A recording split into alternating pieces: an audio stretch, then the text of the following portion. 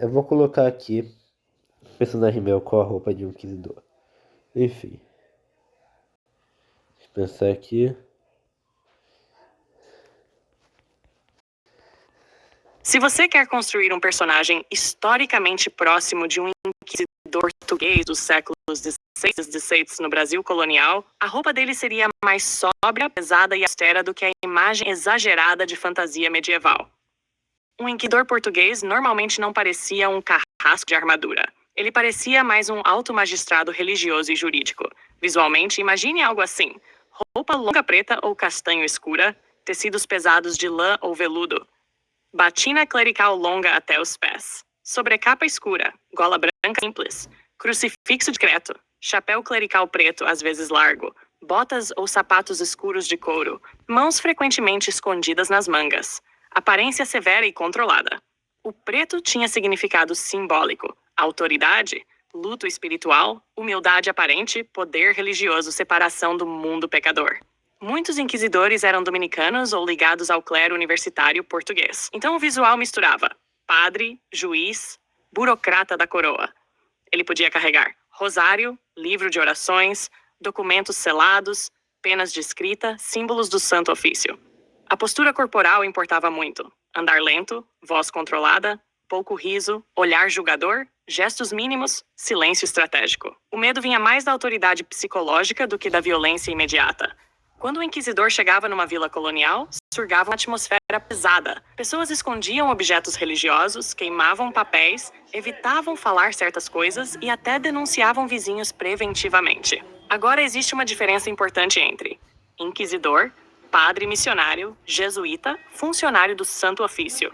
Um jesuíta no interior do Brasil podia usar roupa mais simples por causa do clima: batina preta mais leve, sandálias, roupas gastas pela mata, capa curta.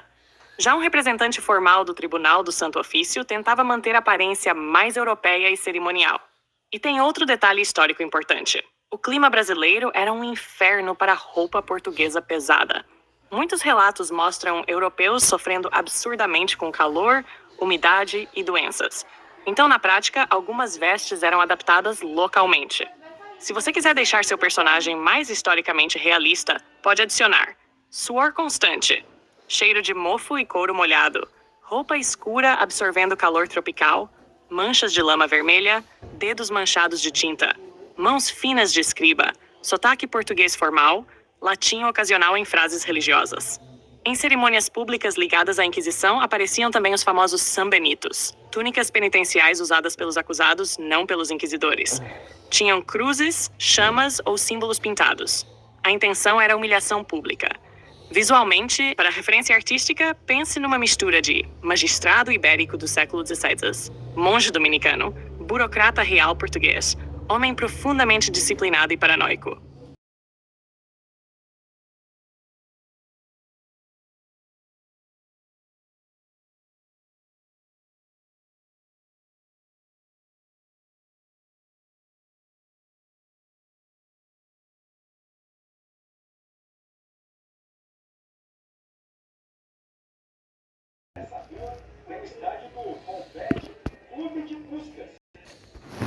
Rapaz. Enfim. Rapaz, assim que ficaria. Rapaz.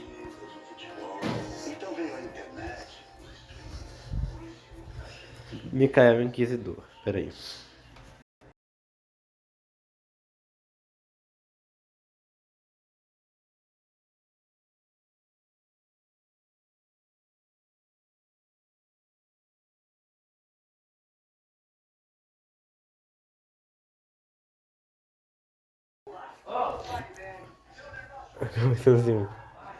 Ai, vocês ficariam com medo.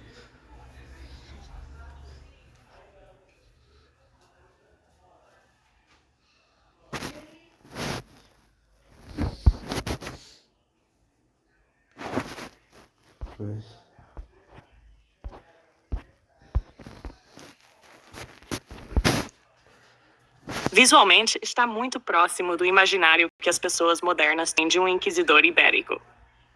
Mas historicamente, para o Rio de Janeiro em 1801, há alguns detalhes importantes. Primeiro, em 1801, a Inquisição Portuguesa ainda existia oficialmente, mas o Brasil não tinha tribunais inquisitoriais permanentes como Lisboa, Coimbra ou Évora. O que existia eram visitadores, comissários e agentes ligados ao Santo Ofício.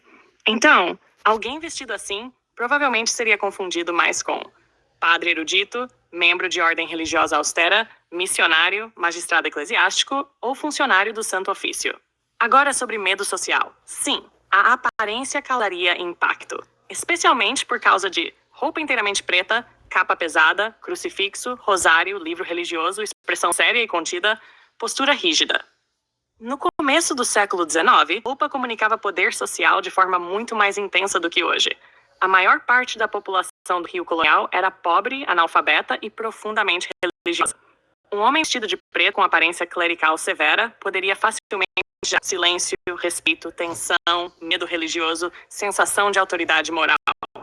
Mas há um detalhe histórico importante. Sua roupa está mais cinema gótico moderno do que exatamente Santo Ofício português de 1801. Os inquisidores reais geralmente usavam batina preta mais simples, sobrepeliz ou capa clerical, chapéu eclesiástico mais discreto, tecidos menos dramáticos, aparência mais burocrática e jurídica do que sombria. A sua versão lembra uma mistura de inquisidor espanhol romantizado do século XIX, estética barroca tardia, montano, fantasia histórica moderna. Especialmente, a capa muito ampla e escura, o contraste cinematográfico, o chapéu exageradamente limpo e simétrico, a iluminação sombria. Isso muito influenciado pela cultura visual coreana. Então, resposta curta. As pessoas confundiriam com um inquisidor? Provavelmente sim. Geraria medo? Bastante provável. Está 100% histórica precisa para 1800 em um Rio? Não exatamente. Se você quisesse mais precisão histórica, eu ajustaria. Papel menos teatral. Tecido mais gasto pelo clima tropical. Menos aparência gótica. A tina mais semelhante à clerical portuguesa. Talvez um casaco escuro por cima em vez da grande capa monástica. Curiosamente, no calor úmido do Rio de Janeiro de 1801, uma roupa tão pesada também chamaria a atenção porque pareceria extremamente desconfortável. Isso poderia até aumentar a aura de autoridade ascética, alguém disciplinado, frio, ligado à igreja.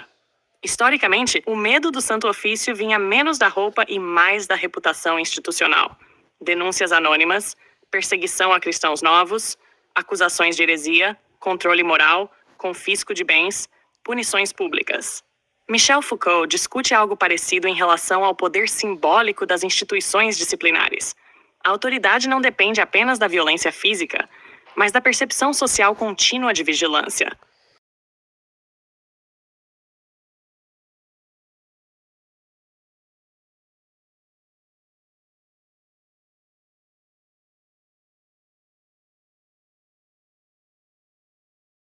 Eu quero ficar com a roupa de um inquisidor, mano.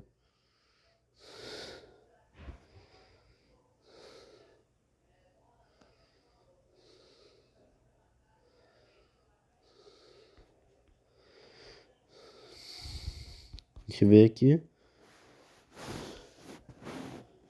Perfeito.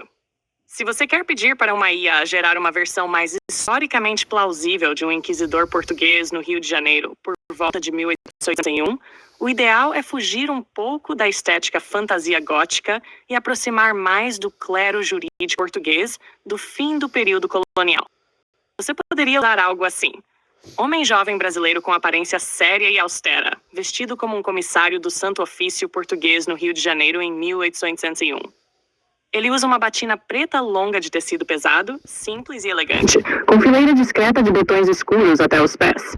Sobre a batina, uma capa clerical preta mais curta e menos volumosa, levemente desgastada pelo clima tropical. Chapéu eclesiástico português do início do século XIX, preto, discreto e funcional, sem aparência teatral.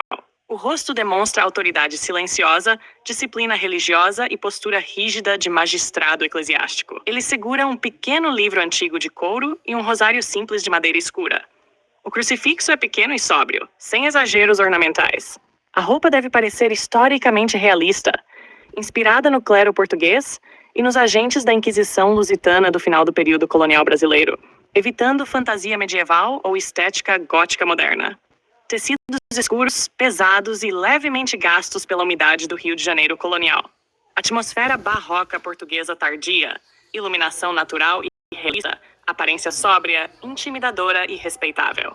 Se quiser deixar ainda mais fiel ao contexto histórico, você pode adicionar: sem capa gigantesca, sem armadura, sem símbolos demoníacos, sem estética vampírica, inspirado em pinturas portuguesas do século XVIII. E tem um detalhe histórico interessante. O inquisidor real ou comissário do Santo Ofício normalmente tentava parecer legítimo e respeitável, não assustador de propósito. O medo vinha da autoridade institucional e da fama da igreja, não de parecer um vilão sombrio. Rapaz, não consigo apertar isso daqui por nada.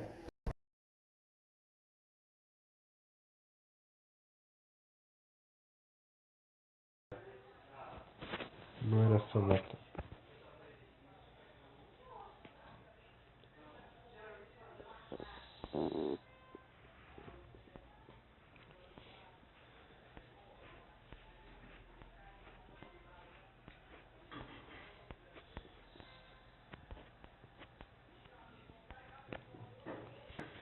Sim, historicamente.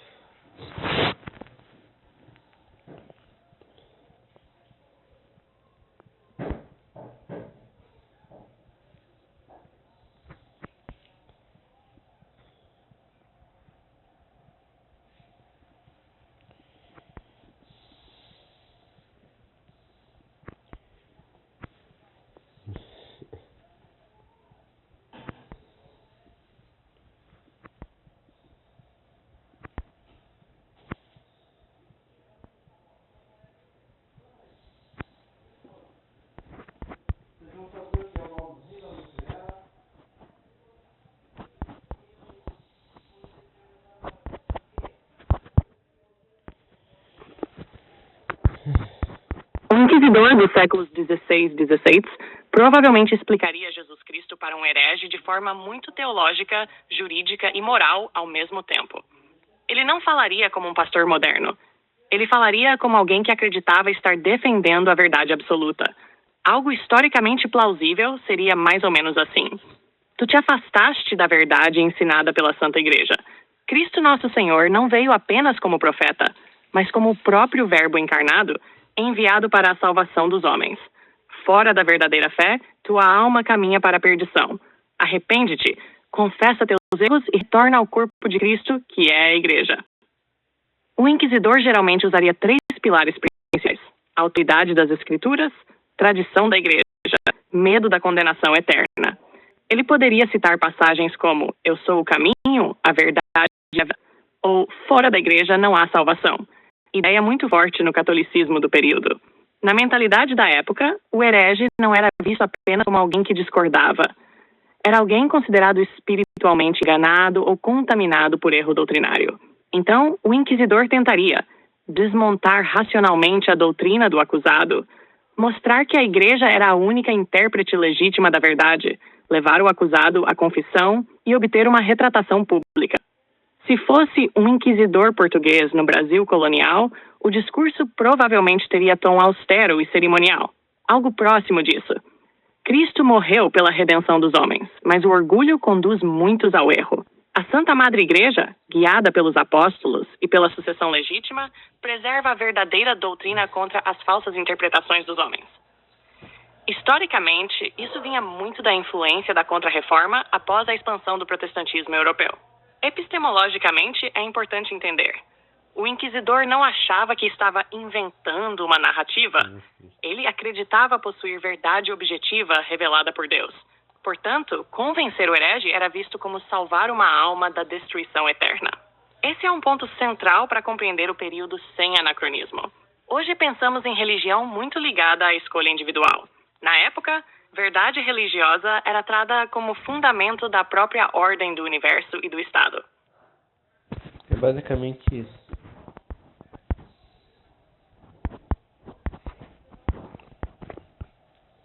Que Jesus dê paz em todas as almas e que livre das perturbações.